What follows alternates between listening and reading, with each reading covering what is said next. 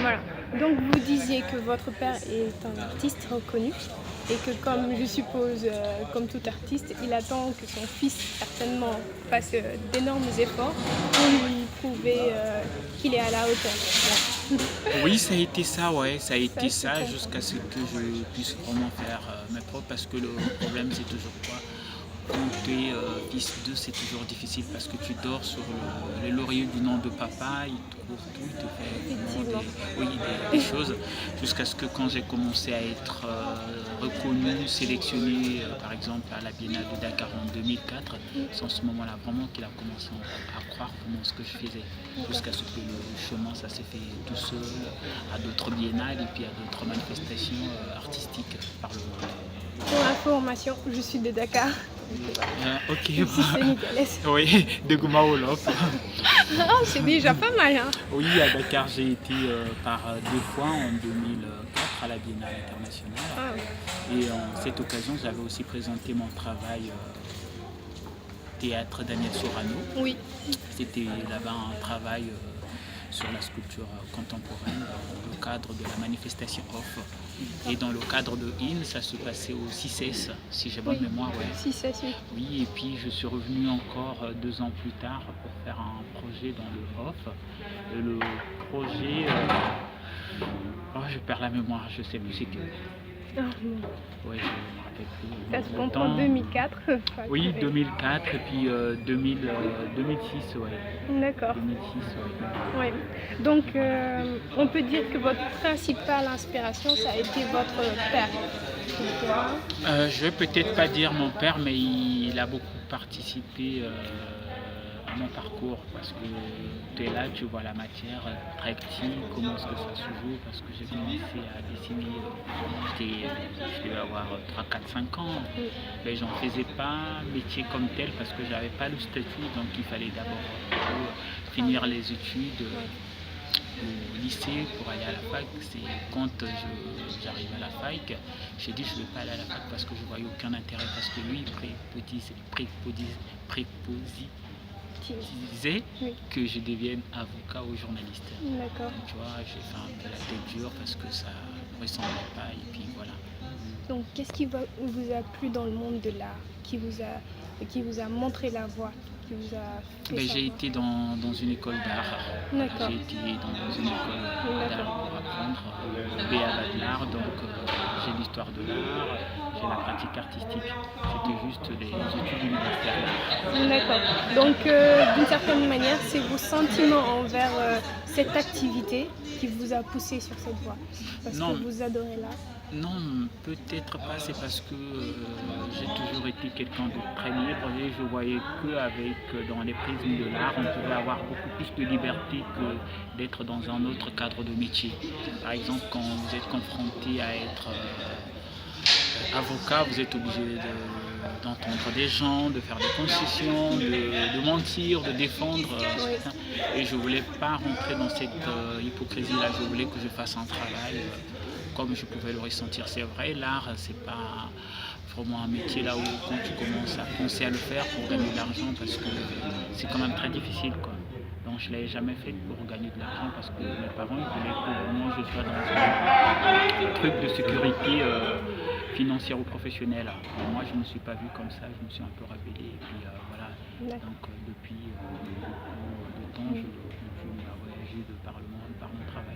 D'accord. Donc vous êtes un ouvert d'esprit, quelqu'un qui adore s'exprimer et qui veut sa liberté, en d'autres termes. Oui, mais parce que s'il faut revenir sur votre question, c'est quoi l'art? Moi je dirais, je vais tendre à expliquer c'est quoi, c'est le partage. C'est aussi partager des choses, c'est dire, il n'y a pas plus super que l'art. Oui, effectivement.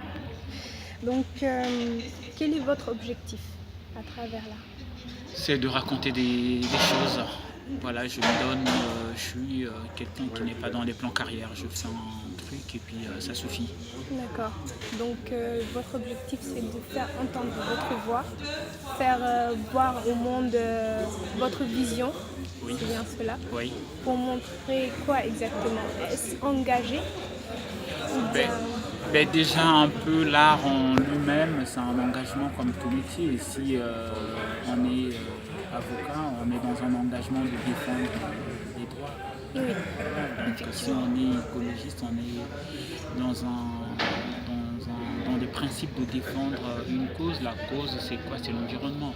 Donc tout humain est un être engagé. oui, Après, quand on parle de l'engagement, ça dépend sur quel volet on le prend. Mais je sais que je raconte des choses, par exemple à parler sur les guerres qui se passent au Moyen Proche-Orient, à parler sur la problématique du pétrole, parce que de nos jours, nous voyons il y a beaucoup de mouvements migratoires. Mais ces mouvements sont dus à quoi? Ils sont dus à des instabilités politiques. Et s'il faut remonter à quoi est dû ces instabilités politiques, c'est par les pillages via les multinationales occidentales qui le font en complicité avec des politiques africaines. Voilà, et je dirais plus les élites africaines, parce que les élites africaines, c'est l'élite la plus corrompue et puis la plus complexée. oui. Tu vois, c'est pour cela depuis un certain moment, la jeunesse africaine commence à prendre les choses vraiment en main tranquille. Ils sont vraiment dans un engagement, dans un militantisme. D'accord. Donc, la prochaine question.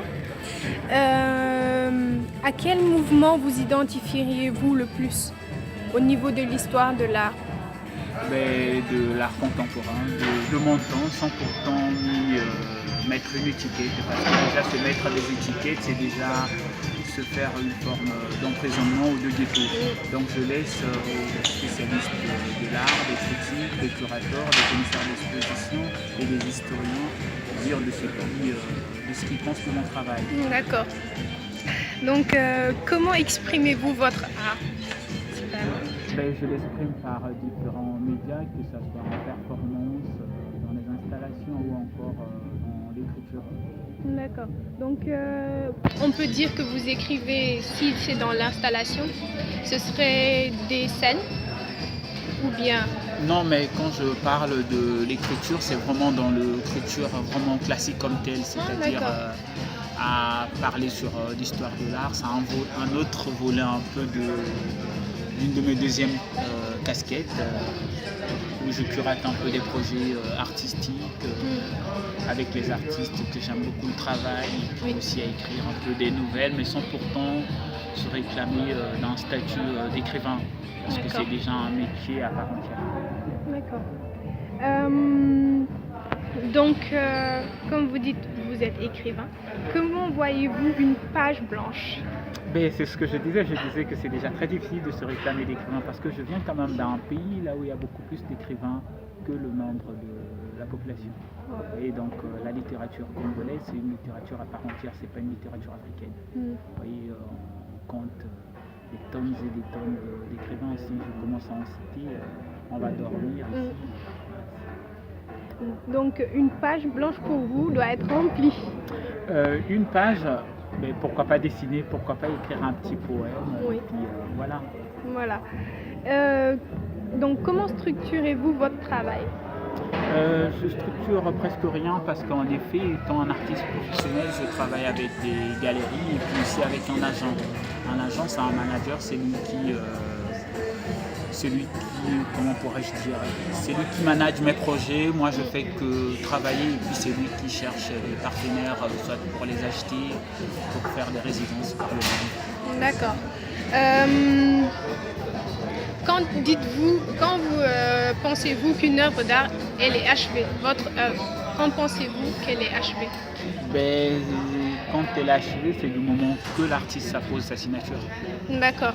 Donc il suffit d'avoir une signature et... Oui, bien sûr, une petite page comme ça, c'est signé, c'est une œuvre d'art. C'est une œuvre d'art. Bien sûr, du moment que l'artiste le dit, l'a pensé, l'a concrétisé. C'est ça, c'est comme ça que moi je vois l'art. Pensez-vous que n'importe quelle chose, que ce soit dans notre quotidien, peut être de l'art? Oui, la vie en elle-même déjà aussi c'est une forme d'art. On a des couleurs, on a des formes, on a la beauté, on a la laideur, on a tout ce qui rentre. La Parce que l'art ne doit pas seulement être beau, parce que les gens l'attendent seulement dans un truc esthétique, que ça soit beau ou non. Mais la problématique avec l'art contemporain, c'est aussi faire éjaillir des émotions, c'est le rejet, c'est le choc, c'est la déviation d'esprit, des mœurs et même de la société. D'accord. Donc ça me rappelle un peu le sujet de notre débat de la conférence aujourd'hui. Donc vous considérez que c'est spirituel, c'est quelque chose, une certaine harmonie entre la personne et son œuvre d'art, ou même le public et l'œuvre d'art. Oui, je dirais peut-être pas spirituel comme le disait le peintre russe Kandinsky. Je dirais qu'un artiste il doit être en parfaite harmonie avec ce qu'il est. Parce que quand tu commences à faire un travail pour plaire à un certain nombre de gens, c'est-à-dire à lucider pour une clientèle, pour un marché donné, tu es en train de vendre ton âme au diable. Tu n'es pas prêt, tu fais une forme d'hypocrisie voilà, pour plaire à des gens. Tu vois. Dans l'art, on est un peu vraiment dans notre ego. Et moi, j'essaie un peu de dépasser un peu toutes ces questions d'ego et à faire vraiment quelque chose voilà, qui me ressemble. Quoi. D'accord. D'accord.